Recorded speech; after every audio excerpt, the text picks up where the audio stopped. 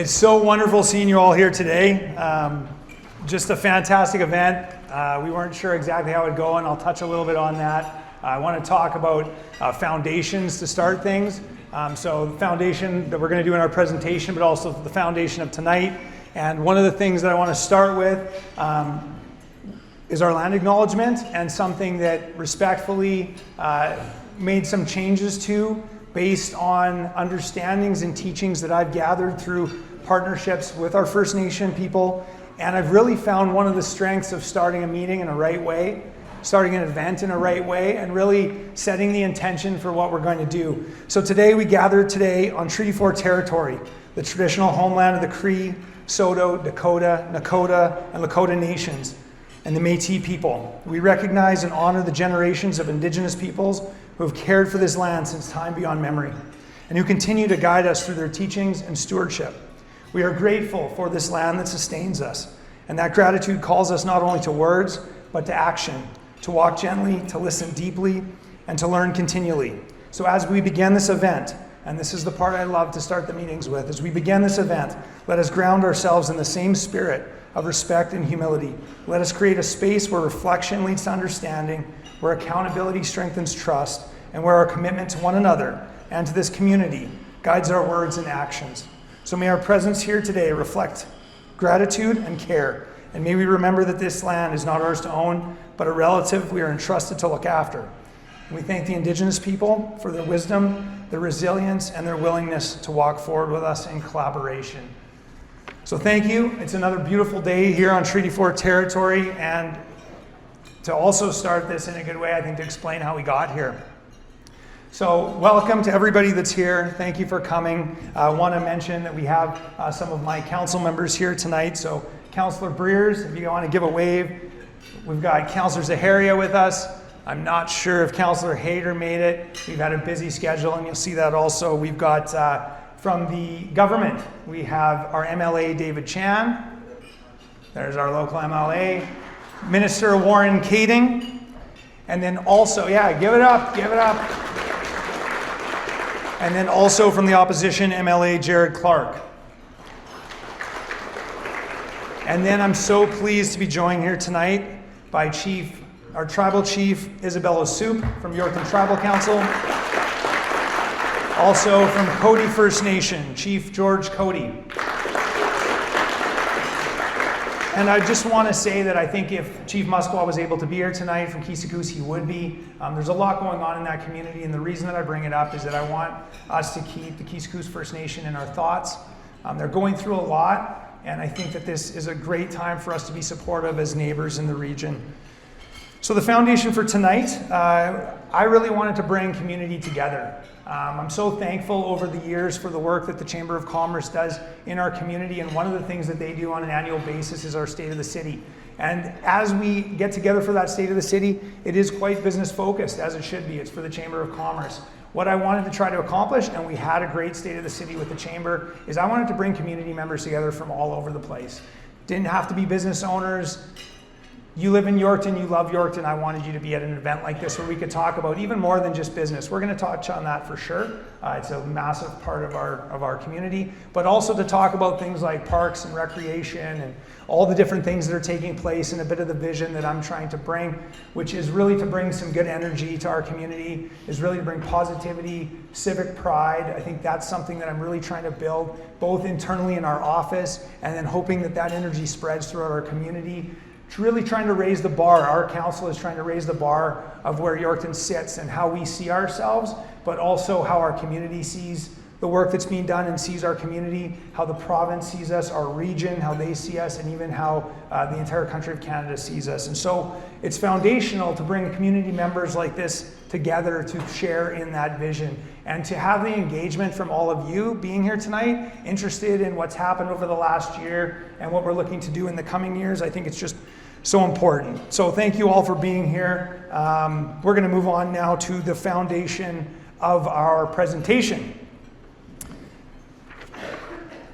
And I think the first slide that we'll touch on here, I'm just going to see what you guys got, is the word cloud. So I'm going to swing this around. So really great. Everybody can still participate in this. The QR code's on your table. We've got 81 of 130 people. So there's 49 of you that, you still got to scan that QR code. But what a beautiful thing to see. The larger the font gets, I think our city manager, Brad, mentioned it, the more people are liking that or answering with the same word, and community and people. I mean, that is the foundation, and that's where we're going to start. But everything else, just amazing groups in our community, amazing amenities that we have in our community, and so much positive energy that showed through that word cloud.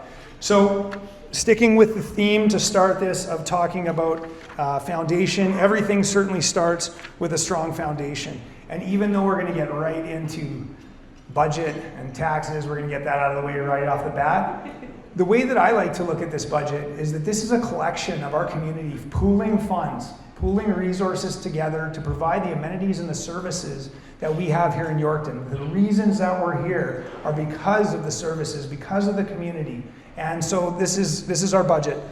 This past year we had a nearly $71 million budget. 60 million of that is in operating, doing the day-to-day things, all the services that you enjoy, our park spaces, different facilities. And then the capital budget, building things, replacing things, fixing things. We're at nearly $11 million capital budget. The tax increase, many of you who are engaged in what's happening know it's a 3.85% tax increase. What typically happens here is the operating number, we really try to stick close to inflation. If you're not hitting inflation, you're walking backwards, and you have to look at service levels, which we do, for sure. Also, there's an increase of 1.1% in capital, and you're going to see that when we talk about roads right away. But yeah, the foundation is our people, our businesses, our industry, and the people who pool together to create this budget. The next slide is showing a little tax pie diagram, little infograph. And so as you can see there, these are some of the places that money gets spent. Protective services, you can't not have them. It's amazing what they do in our community and the protection that they give us. You can look at rec services along with Gallagher Center and see the money that's spent in those spaces. Public works, our streets and roads, obviously, and sewer and all those types of things. So that is in your tax notice generally as well. So moving on to get right into this, we're going to look at 5 pillars tonight. So 5 different things. We've kind of separated things out. Good things happen when our city works, when we invest for the long term, when we welcome growth, when we show up for people, and when we build for the future. So pillar number 1, good things happen when our city works. And I know nobody wants to see these slides. There it is. Sorry. Start off with a complete killjoy, but we'll get that one out of the way as well. So snow removal. I think we are the envy of the province. I think we do an excellent job. I'm so appreciative to the fact that our council and I think our residents push us to keep a strong service level here. We clean over 170 kilometers of roadways on a priority basis. There's also nearly 40 kilometers of back alleys that do get maintenance as well. And snow hauling, like this year, we didn't do it in May because even though we had snow, but typically in March and April, there's also snow hauling. Our average that we spend on snow removal is about $1.35 million annually. And for 2026, we have to pray for not a lot of snow in November and December because we've already spent just over $1.1 million on snow removal for 2026. But the reason snow removal is so important is not only for all of us as residents to navigate our way around town safely, but also to welcome visitors to our community, the people that shop in our businesses and the people that visit us. Moving along, but sticking to roads, our asphalt program. So talking about roadways and the work that gets done and is currently happening right now, you're going to see a lot of construction, and that is a good thing. So this year we're going to be paving 16 segments of streets. This is again on a priority basis, and we use our inventory management system to see where we're at as far as conditions of the roadways, prioritize them and get them done. Council is constantly, for a number of years, and credit to previous councils, we've been putting more money into roadways because we have such a real difficult infrastructure deficit around this file. So you could almost throw any amount of money and you're still going to be driving on roads with potholes and cracks. And I mean, it's a bit of the nature of the climate that we live in. But over last year, we have increased almost 20%. More roads are going to get done, and we're going to be spending $1.5 million on roadways. Concrete replacement, so this is mostly talking about sidewalks, and we use a street scan program to identify trip hazards and priority spots where the concrete needs to be replaced on sidewalks. You'll also notice some curbing and potentially gutter work that's done, and sometimes it's done in conjunction with a roadway or a sidewalk, and sometimes it's just done and you're not sure why. And a lot of times that points to, in the coming year or years, there's going to be asphalt done and we got to get that curbing in early. Leaving the streets and roads and the concrete jungle and moving on to our green spaces, we thought that this was a really cool milestone and something that we wanted to share. I can't appreciate the people enough that came before us, that planted the trees or left the trees, whatever the case may be, both out here in our natural spaces, but also in our community when you look at the canopies that are in our downtown or our avenues and in our downtown areas and neighborhoods. Over the last 3 years, we have crossed 1,000 trees, so we're at 1,038 trees that have been planted and shrubs over the last 3 years. Moving into our CART program, so I think most everybody here probably remembers a time when we had the back alley garbage bins. The gray bins came and I think everybody was really impressed and happy with those. That program obviously is going very well. I think when we announced the green organic bins, it was a little bit of a slower uptick with everybody liking them because they were really hoping that blue bin was coming first. But due to partnerships and agreements that we had in place, organic came first and people have really picked up on it. I mean, certainly during the spring and the fall and everywhere in between, being able to throw your grass clippings, leaves, garden waste, those types of things into the organic bin is a real nice thing to do instead of into the garbage. And we've diverted about 1,000 tons annually of grass and leaves away from the landfill, which again, filling up our landfill cells means we're going to have to replace them, extremely expensive. So all that we can divert from the landfill is so important in saving money and giving us more time.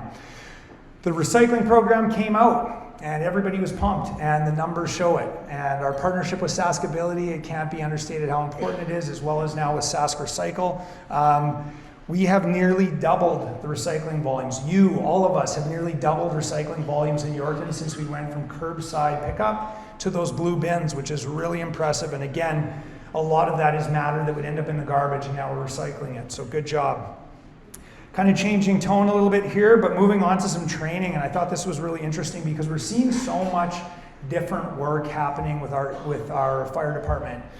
They are boots on the ground with some of the people who are less fortunate than us, and they're doing so much work in supporting EMS and different things. We're all a little bit more concerned and aware of the things that happen when it comes to wildfires. And so they've taken on more training. And so in this past year, the medical first response, that'll obviously help them with that EMS support, but also high angle rope rescue and water and thin ice rescue. And there's a new vehicle that's coming later in the presentation that kind of speaks to the diversity of our fire department and the way that we're trying to keep our community as well as our region safe. I want to use this slide as an opportunity to thank all of our staff. We've got amazing staff at the City of Yorkton.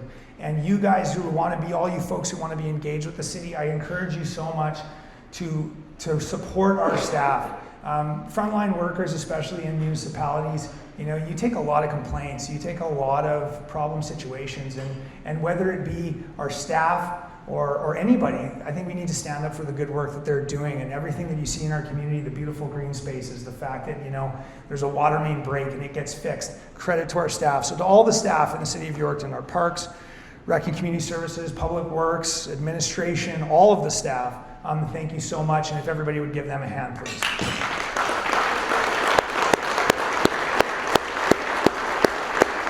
And Protective Services, I just about messed that up right after the last slide. So now moving along to, we're going to get you all to pull out your phones. New QR code. We're going to do this a couple times through the event. Create a little fun. Do the QR codes on the table cards work as well for this? Okay, perfect. So you can also scan the table card that's there. And so we've got a multiple choice question. We're going to farm a little bit of data. Just like that first slide that we had, we're going to take that information and we're really going to look at what the people in this room think are some of the top things about Yorkton and what it makes it a good place. So this one is, what improvements have you noticed most in Yorkton in the past year? So I'll give you a couple seconds to answer that. We'll watch this thing move.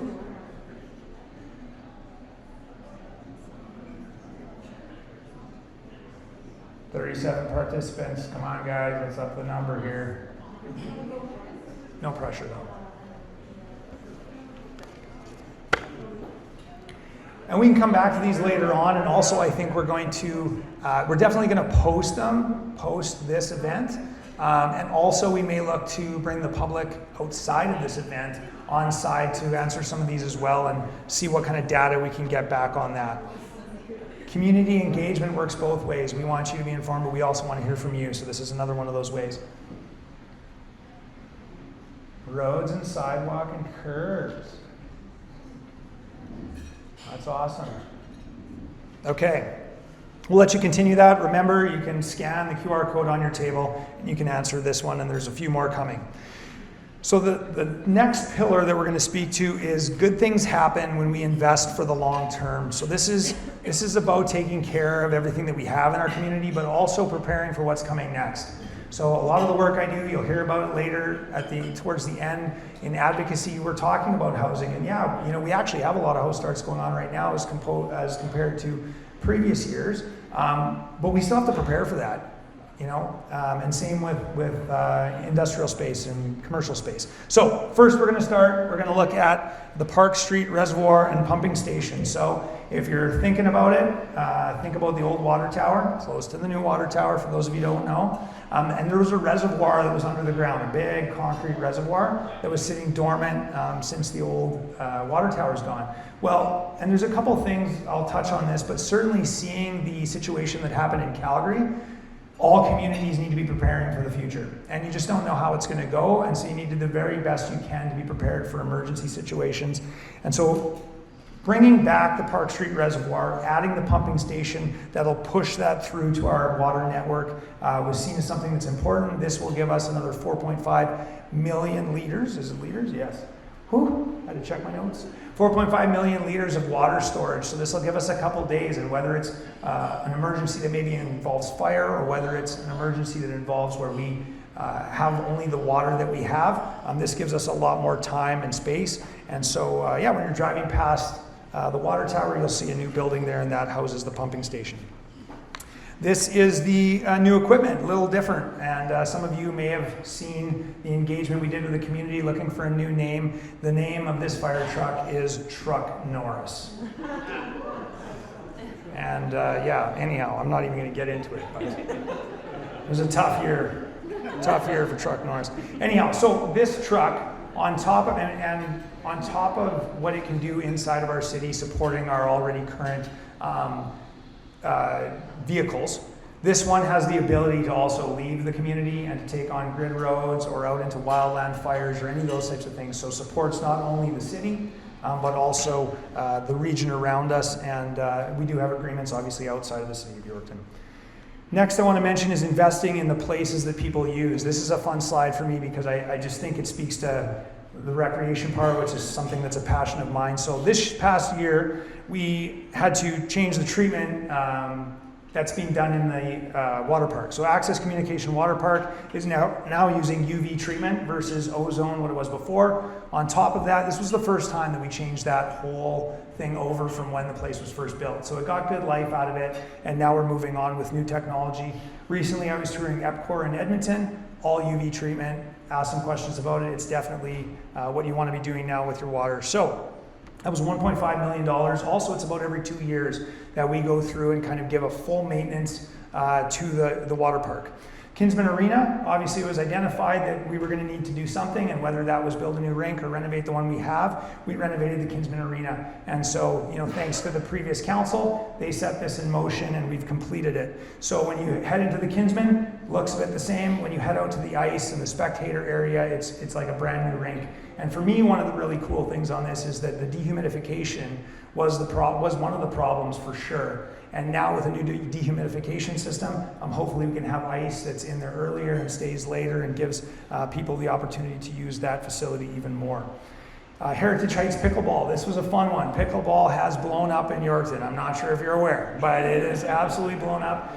We hosted one of the biggest tournaments in the province with nearly 200 participants at our Flexi Hall. So Pickleball Yorkton came to us and they said, hey, we really want dedicated courts. As it turned out, we need to do the tennis courts over in Heritage Heights. And one of the things that was a little bit of, it wasn't a sticking point, but we've looked at collaboration. If you see the new turf soccer areas, that's another one. It's not on the slide, but again, soccer came to us and said, hey, if you'll loan us the money, we'll pay you back, and we'll get this infrastructure now instead of later, maybe when it becomes a city priority. So with the Pickleball Yorkton crew, they said that they would pay us $50,000, $10,000 a year over the next 5 years. They found a revenue source and a way to raise those funds. And so we said, you know what, that pushes this over the edge, let's do it.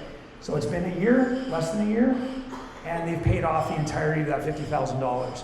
So I think this is a message I really want to get into the community. Like, if there is something that you or your organization or a group that you're a part of wants to have something done, look for ways to collaborate on the funding, and it just raises it right to the top. We have 3 spray parks in Yorkton. We get a ton of calls, us, tourism, a lot of calls around where are the spray parks in the summer. Not only do our residents use those spray parks, but our visitors use them.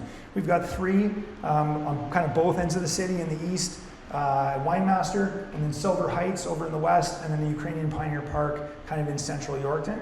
Back when I was on council in the first rendition, the new park came to Tupper, and this park has been super popular, and it's right downtown, or just off of downtown, but in a neighborhood that maybe doesn't have quite the close proximity to a lot of other parks. So the park is there, and we're going to add, the proposed plan is to add a spray park in 2027. So again, investing in places that people use.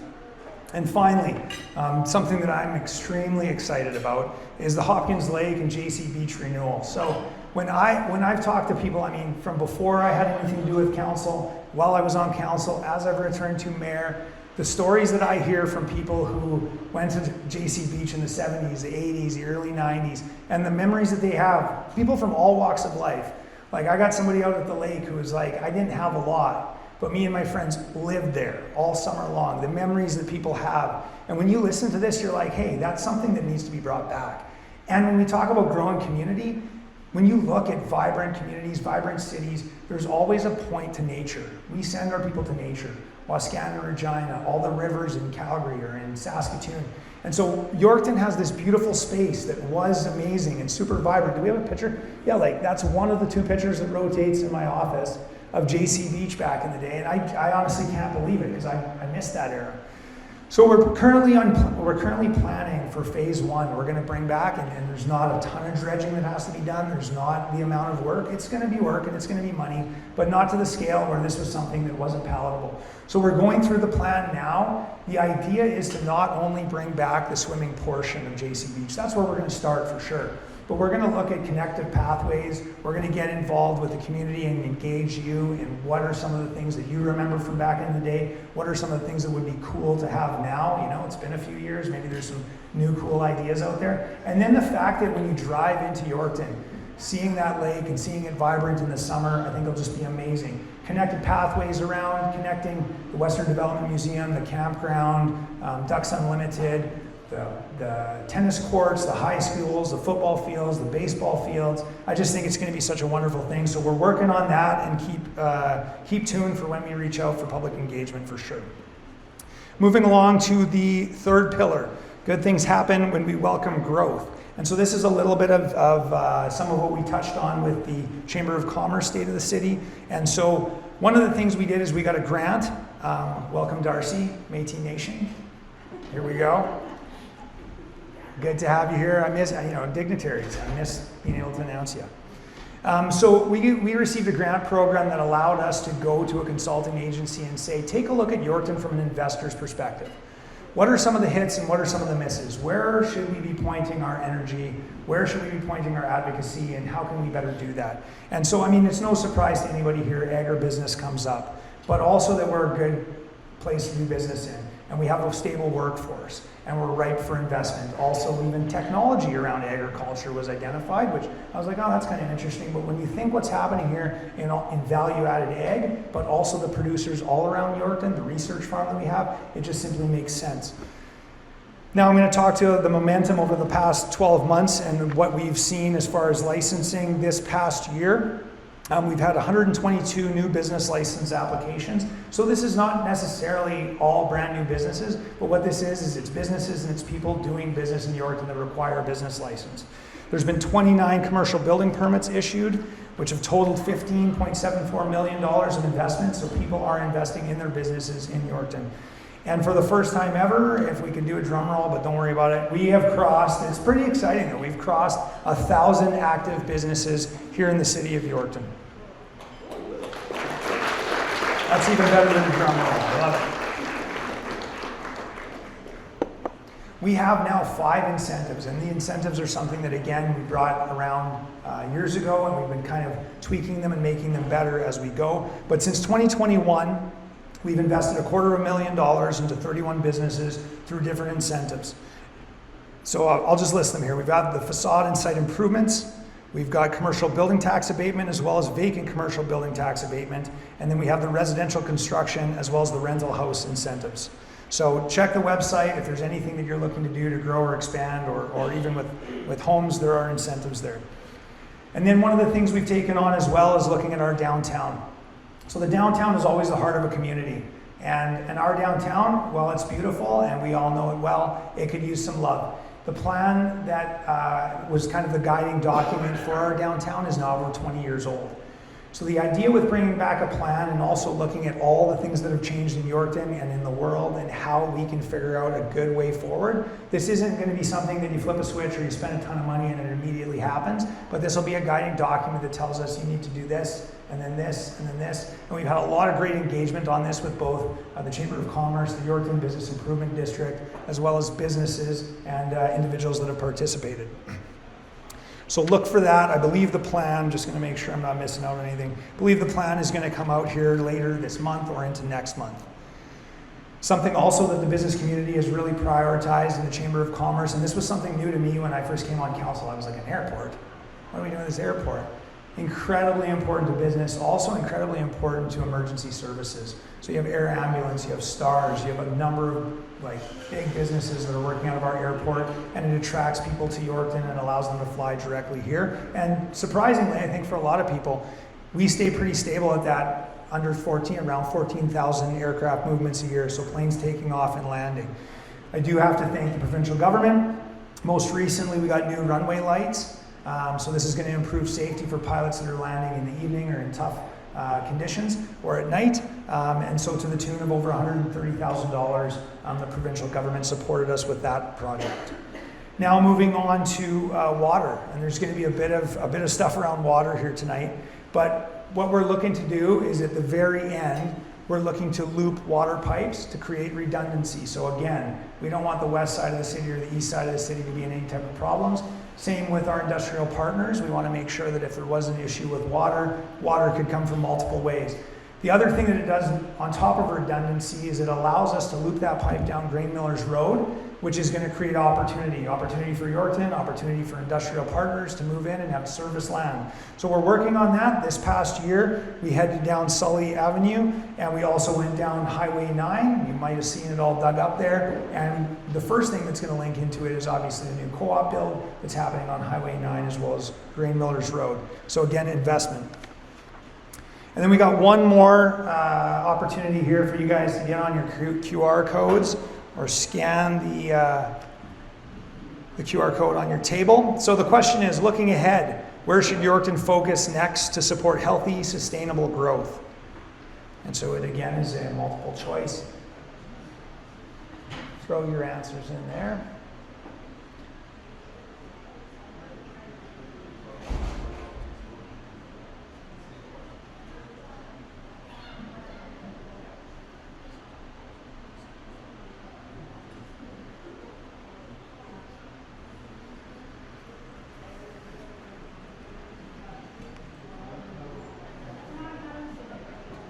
We just about got everybody who's participating in this one. And again, we can review these later, and we certainly will be internally. So one of the next pillar that we're looking at, pillar number 4, is good things happen when we show up for people. So I want to talk about some of the services and supports that we have for our community that you may be aware of or you may not be. So first of all, we want to talk about connecting people to the right supports. So these are people who maybe are in a tough way, in a tough spot, for a different variety of reasons. The first program we'll talk about is social prescribing. So this was and is a program that we've got a grant for, and social prescribing has been an amazing program. It links people who are 55 years of age and older They can be prescribed through healthcare to a community connector. The community connector, everything from like let's just say hypothetically that you're out on a farm and your spouse passes away and you move to Yorkton and you don't know anybody. You maybe haven't paid bills before. You maybe don't know have no friends or no sense of community, and you end up in your place just depressed. This gives you the opportunity to talk to your health practitioner about it and to get linked up with a community connector who can then say, hey, you're into bridge? There's a bridge club. Oh, you like books? There's a library event that you can go to. Maybe we'll work through getting you on online banking or those types of things. A really, really, really important program, and it's something that I believe, if I remember correctly, it was started over in Europe, and they now do social prescribing right through all ages. Because when you think of even kids or any of us, if you end up in a tough spot, having somebody who can help you out and connect you with community is so vitally important. Next was the barriers to access. So we received grant funding again, and we had a full-time position for a barriers to access coordinator. This was somebody that was boots on the ground with people who are vulnerable, people who maybe don't have a home, or they don't have food security, or they're struggling with mental health or addictions. And if you can imagine, like I just went through dealing with healthcare with my daughter, and it's tough. Like it's a tough thing to deal with. And now, if Aaliyah didn't have the supports of her parents, or if you're completely in a bad space and you aren't able to access the things you need somebody to help you out. So with the Barriers to Access coordinator, not only was she boots on the ground with our residents who are in a tough spot, helping them out, but they also, and with community partners, I think very important to say, with all the community partners that are so vitally important, providing all the different services that people could use, they put together a bit of a guide. So what you're seeing with the middle photo there is a map that's front facing. So this is something we need to get out more and more into our community. It's certainly on our website. We're looking at ways to have QR codes in key places around the community where people can scan that QR code and find out, like, my issue today is food, or my issue today is getting an ID, or my issue today is whatever, and it'll connect them with the services that they need, removing some of those barriers. The other thing on the back end of that is there's a 50-some page document now that people who are on the front lines, whether it be social workers or healthcare workers, they have a document with all the names and numbers of people that need to be called to connect with certain services. So such an amazing program, something I've talked about with the mayors of Regina, Saskatoon, and Swift Current, PA, and really they all saw incredible value in this, are looking for ways to do it similar in their communities. Our community safety officer program, so we have 2 officers. These guys do bylaw, but they also are in high traffic areas, or as they're given priorities, they'll get out in the community in areas, maybe it'd be school zones or places like that where they can do enforcement. But on top of that, the work that they're doing with connecting with our youth, through bike rodeos, through school visits, and just connecting an enforcement officer with children, explaining to them that, like, they're there to help you, doing really, really excellent work in our community. Moving on, a couple of programs that are housed out of the Gallagher Center. We have Dream Brokers, so this is a program that we support. Last year it gave nearly $22,000 through, I believe it was 6 schools, supporting 264 children. So just again, removing that barrier to access. You want to play soccer, you don't quite have the funds to play soccer, there's an opportunity to find some funding to help you. And then also our sports bank. So our sports bank annually sees around 150 visitors. It doesn't seem like a lot, but if you're one of those people who want to try to skate for the first time and you don't know that you want to go and spend a couple $100 on skates, but you can stop by the sports bank and pick up skates for your kids and have them go and try it, it's absolutely wonderful, and it removes that barrier yet again. So for all of us who potentially have kids or grandkids who are growing out of skates or growing out of soccer shin guards or whatever it might be, definitely see the sports bank to drop those off and kind of pass it along to your other community members.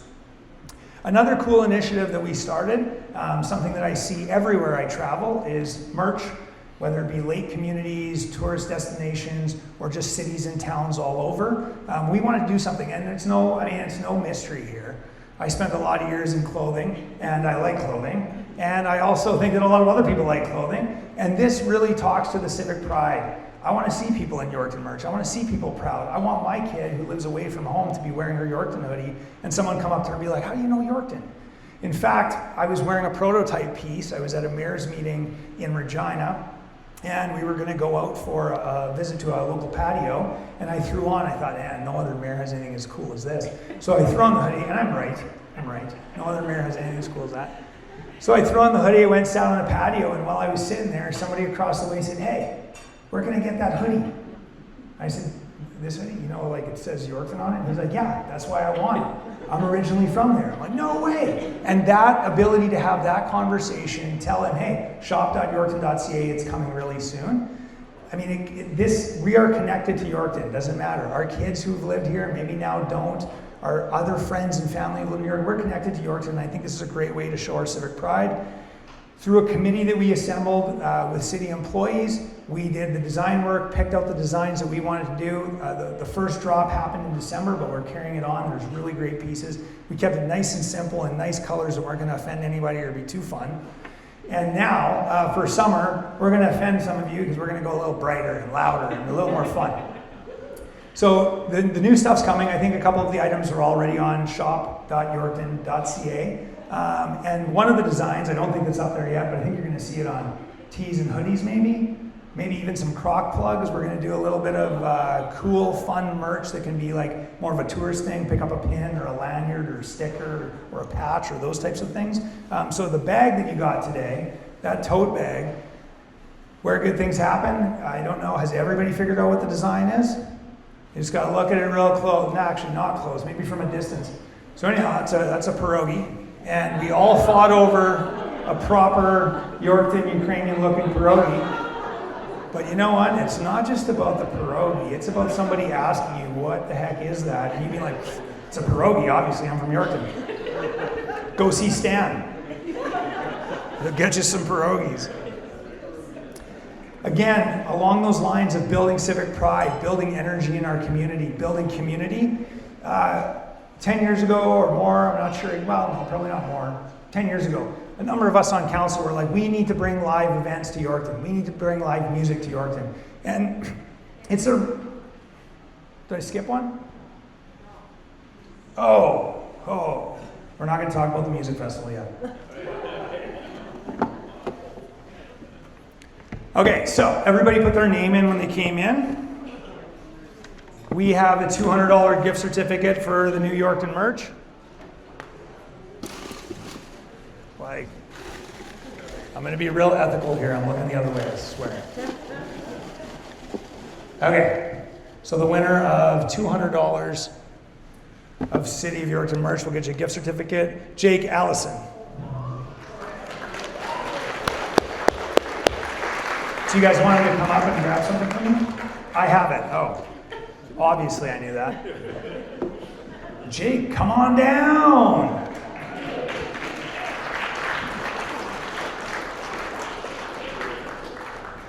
You know when you read names out of a bucket and you're always a little concerned it's going to be the last name you can't pronounce? I'm telling you. That was a good one though. There you go, Jake. Thank you. Thanks, man. Thank you. Yeah, give it up. So yeah, when you're looking for gifts, for birthdays, or for any reason, or definitely as we head into the holiday season, check out the website or stop by City Hall. So again, building on the energy, building on building a strong community, having things for people to do, and honestly raising the bar of Yorkton, putting Yorkton on the map, because that was something that I heard from a promoter. He said, when it comes to live music, Yorkton just simply isn't on the map. That's just what it is. Like, you guys have to bring someone in, nobody's calling you. That's kind of the situation we're in. So again, through networking, through advocacy work that I was doing, I talked to some of the mayors and I was like, hey, I really have an interest in bringing live music to Yorkton. Like, what are you guys doing? And so the mayor of Humboldt, Rob, he says to me, well, actually, we've had a music festival the last 2 years, and the promoter takes on the lion's share of the risk. The city needs to be a major sponsor. He's going to need to go find sponsors in the community. And I said, well, great, let's talk to this guy. Around the same time, Councillor Levani was talking to somebody who also linked up with these guys. And so the next thing you know, we're having a conversation and we walked along the path, and it's wild. It's wild how long we've wanted this and how hard we've tried for it. And in the last year, we've got it sorted out. So this year, August 14th to 15th, Living Skies Music Festival is going to be a new event for Yorkton, and our hope is that it becomes a legacy event. So this is something that year after year only gets bigger and better. And when you think of things like Harvest Showdown, I know there was a time where the Yorkton exhibition was like, do you guys think this will work? We lost money last year. And now you cannot imagine Yorkton without that event. And that is the hope for this. And one of the things I want to encourage you all, because you're here, you're invested, you're engaged in the City of Yorkton, is tell others, and you yourselves buy tickets. And the reason for that is, I worked in live music, I booked bands, and the thing is, yeah, your favorite band might not be playing, but you have to go and support so that the next year the promoter takes a greater risk, spends more money, and brings even better bands. And it just keeps snowballing until you're in a place where you're like, I cannot believe these people are playing in Yorkton. Also, I cannot believe these guys are playing in Yorkton. So I'll just say the headliners. There's about 6 or 7 bands happening both on Friday and Saturday. Day 1 is country music. We've got Dallas Smith. Jess Moskaluk is making her return to Yorkton. She's like absolutely crushed it for the last decade in country music. And she's literally from down the street. And I don't know if she's played like a proper show. She did have a Christmas show at the casino, but a proper show since she was on the GX94 Star Search stage. So this is going to be huge. Also, Daryl Anderson, and then on the rock night, Big Sugar, Crash Test Dummies, like how wild is that?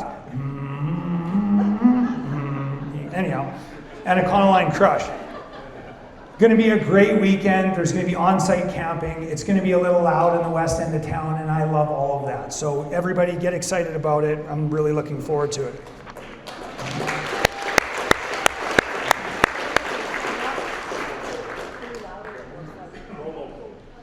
Oh my God, I forgot that was even happening. Where is it? What are we doing? Do you guys have a note for me? Is it on the slide? Okay, it says mention promo code. I can't remember what the promo code is. Oh, I got it. Okay, so here we go. Holy smokes. This was a last minute addition. When you're doing these things, you're planning for a long time on what's going to happen. And this afternoon, we're in a meeting just buttoning things up. And I'm like, you know what? We need to talk to Terrell. And for tonight, for the people who are in attendance here, and all of your friends around the world, we need to get them a promo code so that we can get even better deals to the music festival. So, promo code is SOC 2026. So if you go on to buy your ticket, you put that in, you can get up to $100 off for your weekend pass. And it is valid until the end of Friday. So, right now is the time. Be the street team, get out there and drag people to the music festival. Have the best time of summer. The next slide, the last one in this pillar, is showing up for Yorkton. And so this is a bit of a thank you. It's something for us to observe that we have amazing, amazing, amazing community partners. And so many organizations, so many different groups that put on so many good events in the city. And I want to thank them, and I want to encourage you all to support them. Again, building community, it starts when we volunteer, and when we support those who are volunteering, and when we put on events, and when we support the people putting on events. So I really want to thank everybody who's been involved in that, and I look around the room, and there are literally dozens of you that are involved in that. Also, I have to say, Sunday, King Street, be there. National Indigenous Peoples Day is happening Sunday, and YTC puts on an unbelievable day. I think the grand march or grand entry starts around 10:30, and it kind of feels like it goes all day because there's just so much to do. And fireworks happen at about 10:30 p.m., so that's a 12-hour day, everyone. But I think the last thing on the agenda is around 3 o'clock, when you get to go home and get ready to bring the family back for fireworks or gather your friends. Okay, Pillar 5, we're getting there. Good things happen when we build for the future, and this has been eating up a bulk of my work. There's been a ton of advocacy done, so many great relationships that we've built, and I'll get to that, but I'll start with some of the big projects. So we're working very hard on a new regional hospital. This is no surprise that this is Yorkton's #1 priority. Everybody wants to see this happen. We feel like it's been absolutely forever and there hasn't been any momentum. And I want to tell you that I felt the same, even when I was on council previously. I was like, what are we doing? Like, when is this going to start happening? And I can tell you right now that I have had more meetings with SHA, with the Ministry of Health, with people like Minister Kading and our Minister of Sask Builds, Sean Wilson. I've been having a lot of engagement. SHA and the Ministry of Health were literally in Yorkton just a couple weeks ago. We also are incredibly thankful to see in the last budget, $1.8 million that's going to pre-design work. Super important. And then I want to give, just so you folks in the room have the details, I want to share that the community share of a new hospital. So the community has a responsibility to pay for a portion of the hospital. And this is why you'll see a hospital levy on your tax bill. We're not just putting it away for no good purpose. we've got to pay for a portion of the hospital. So our responsibility as a community, and it's a regional hospital, so the responsibility of communities around Yorkton is to cover a percentage of that bill. And previously, it was a daunting 20%. And I'm not gonna lie, it was like hard to even think about. We're seeing hospitals built for hundreds of millions of dollars. How does a community the size of Yorkton come up with 20%? And so I have to say that I'm very thankful, and I do believe we have a plan. The new community portion is 10%. It was cut in half. So I have to thank the provincial government for that. And then also to be aware of, there's really good work being done by the Health Foundation, and they have a responsibility as well. They provide the furniture, fixtures, and equipment that will go inside a new hospital. So while they're raising money for that, know that we, through tax levies and through other things that we're working on, are raising money for the capital build of that hospital. So we'll keep you posted. But it is exciting, and I'm really happy to see the momentum. The next project that we're also working on, super large project, and to be honest, I'm just going to be honest with everyone here, this is the priority of the City of Yorkton. This is the priority of administration and of our council, because it has to be. There's a bit of a bottleneck. We are at capacity with our wastewater. We are not meeting environmental regulations, and we have to do something. And these projects get super, super expensive. When I was on council back in 2016 to 2020, we were looking at a high-level design, kind of comparing our wastewater plant to Lloydminster. They spent about $80 million. Our wastewater treatment plant, post-COVID, post everything that's going on, the increase in everything, is over $200 million. So there's no way that our tax base can afford the $200 million. And so the work that's being done, the advocacy work, is an incredible investment that our council is putting in to get the right people in the room, understanding the project fully and its impact on Yorkton, its residents, the new hospital, the crush plants, the future expansion and development that will take place in Yorkton. And so I've been in Ottawa multiple times talking to ministers. I'm getting pretty good at it. I'm in Regina quite often. Warren and I definitely have you on speed dial. But yeah, a lot of good conversations are happening and good work is taking place around that need for the wastewater treatment plant. This kind of continues along those lines, talking about advocating, and certainly the work that I want to do is not only just with our community, but also with our region, with the provincial government. We've built incredibly strong relationships. I would have to say, at least in my understanding, I don't think there's been a time when Yorkton City Council has had as much engagement or as many great relationships with the provincial government. And I don't know if in the space of the federal government, if we've done a whole ton of work, boots on the ground there. But because of the size of the projects that are now coming down the pipe, and also the competitiveness of projects, because there simply isn't as much money and projects are super expensive. So the work that we're doing on federal advocacy also matters, and it's been a great pleasure and also a wild learning experience. Ottawa is a very big machine. So moving past advocacy and the relationships being a foundation, I mean, if we go back to the whole beginning of this, I think relationships are the very foundation of everything we're doing. I've been working really hard, along with council, at putting Yorkton on the map. And so, both locally, most recently was at the Yorkton Film Festival, we put something together bringing mayors to Yorkton. I wanted to get mayors and members of the government together where we could talk and spend time together just building our relationships more than anything. And really impressive to me, we had 6 mayors come from other cities in the province. I mean, none of us have very much time. So for them to come to Yorkton and spend 2 nights and 3 days in Yorkton, taking in our film festival, Lobster Fest, different sessions that we had for education and relationship opportunities. And then I want to say we had like 16, maybe more, members from the government here, half a dozen, probably 8 ministers. It was like incredible engagement for the city mayors, as well as for your city council. And then we also did have, I think most of caucus from the NDP was also in town. The conversations that happened, especially around Lobster Fest with residents, was like, what the heck is happening in Yorkton? There are more politicians here than in Regina. Like, what's going on? Not only at home are we doing that advocacy work, and we've had, federal MPs, we had Buckley Boulanger, the Secretary of State, come down and tour our wastewater treatment plant, like wild.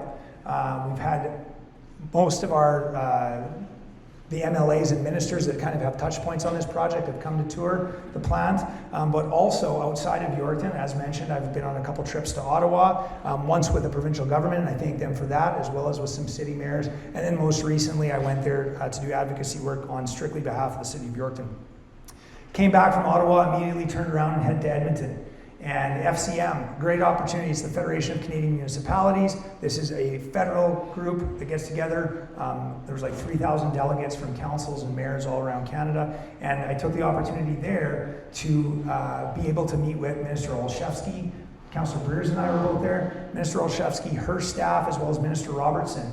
And so Minister Robertson is the Federal Minister of Housing and Infrastructure Communities Canada, and both him and his staff really understand our project, and I'm really thankful to the province for where we're going with them, and I'm really hopeful that we're going to have the federal government come alongside. Now, the crazy thing up there is New York, and I was having a conversation with a few people. So there's this little side project that I've been working on, and I have to say that if it wasn't for Councillor Ortinsky, this would not have came across my desk. But working with local futures and doing future thought, which is the work of, that should be the work of every politician, every council member, every mayor, every MLA and MP, is we're planning for the future. This isn't about today. This isn't about the next election. This is about building for the future of our communities and our province and our country. So, go to University of Waterloo. It's a funded trip. I go there. I'm in a room full of academics, and Councillor Ortinsky is supposed to be there with me. For those of you that don't know, I do not have a lot of formal education. I need Councillor Ortinsky with me to like level this out a bit, because I got a lot of brilliant people around the room. She missed her flight, couldn't go, and I spent the weekend with some of the smartest minds, professors from New York City, from Arizona. It was really quite cool. And the work that we were doing there was not only understanding future planning, but also how it relates to the Sustainable Development Goals. So these are 17 goals put out by the United Nations, and I mean, you cannot pick these apart and say, that's not a good idea. These are simple things like zero poverty and no hunger and better health care and more sustainable cities and connecting communities and all these types of things. And so anyhow, I just did my thing, got in the room, had great conversations, and through that an opportunity has come up. And so in July, I will be representing you, I will be representing Yorkton, as well as Canada at a high-level political forum in New York City at the United Nations. So just a crazy opportunity that I never saw coming in my life, and it's all the work that we're doing in the city, in the province, and in the country that's going to allow Yorkton to be a crazy, crazy venue that I never thought possible.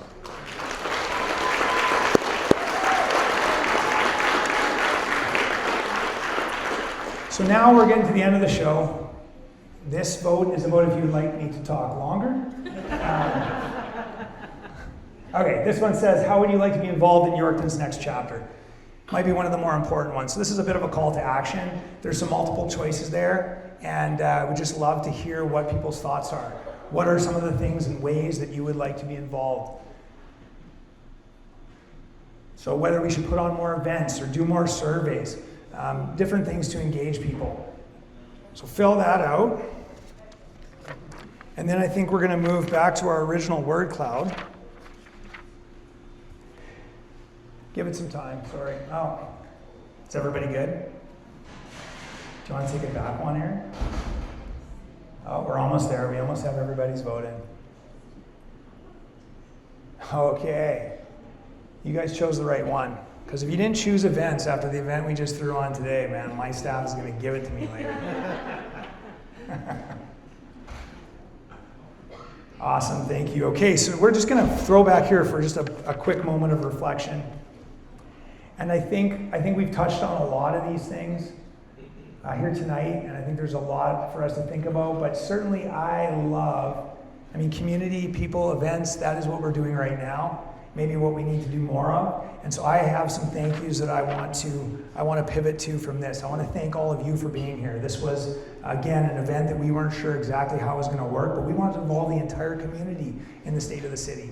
And you all showed up. In fact, we messed up, and I want to thank the staff of the Owl's Nest, not just yet for the food, but also, and Jason for the flexibility. We accidentally oversold the event over the weekend. And so this place is, it was an accident. But all of you being here and all the people that wanted to be here, we were fielding text messages, emails, phone calls ever since Monday about can I still get a ticket? I know it's sold out. And so it's just so wonderful to see you all here. So my first thank you is to all of you and all the work that you do in your community and being a part of Yorkton. And one of the reasons the main reason I love Yorkton is really the people who are here. And it's jeez, I just about made it, guys. Okay, anyhow, I'm back. So just a personal thing, in my professional life, there's never been anything as fulfilling or as much that is me since I had Cap Clothing. I love that world. I didn't know it. I wasn't a clothing guy. I shopped at Value Village and Salvation Army. And whenever a big black bag came to the house and we got new clothes, I was stoked. Like, I wasn't a new clothes guy. And I found that I absolutely love that industry, and I love the skateboard industry, and I found identity in it and purpose in it, and I really loved it.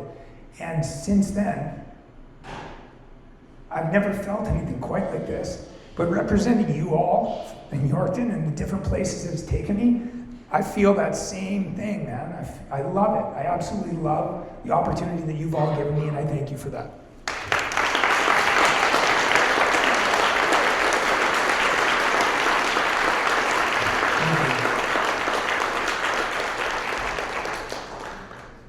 Okay, now I also have to thank Doug and JA Audio. Thank you guys for doing the sound tonight.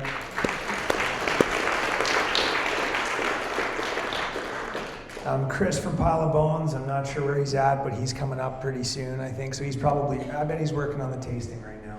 But just so cool to have Chris here. He's representing Pile of Bones and Nokomis Brewery, two of my favorite breweries in the province of Saskatchewan, that decided to come and be a part of this event. And he also happens to be a musician. So worked out really, really cool, and I want to thank him.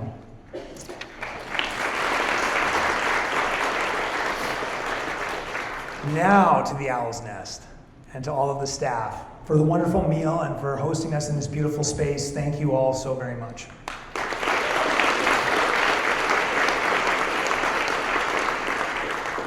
And last but not least, not even close, I have the most amazing staff. The people that all my staff is amazing, but the people in the corner of the hall with me, they have become like family to me, and I am driving them nuts just like my family. We are taking on so much more, and it doesn't stop, and we're all, I think, on the verge of something. But we are accomplishing a ton, and this event is another one of those things. The Yorkton Film Festival Real Talk is another one of those things. Just so many different things that we're doing differently, and I have to thank my staff, all the staff in the City of Yorkton, but right now specifically the staff that worked on this event and have worked on all my other events and support me every single day in the office. So please give it up for my staff. And a real special shout out. Brad, Jessica, Aaron, Miguel, Amanda. She actually wanted to give a speech. Amanda, Chris, are you here? It's your time to speak. Just kidding. She'll kill me later. And Mandy. Yes, she's in the back. Sorry, Mandy. Too many Amandas. Never enough.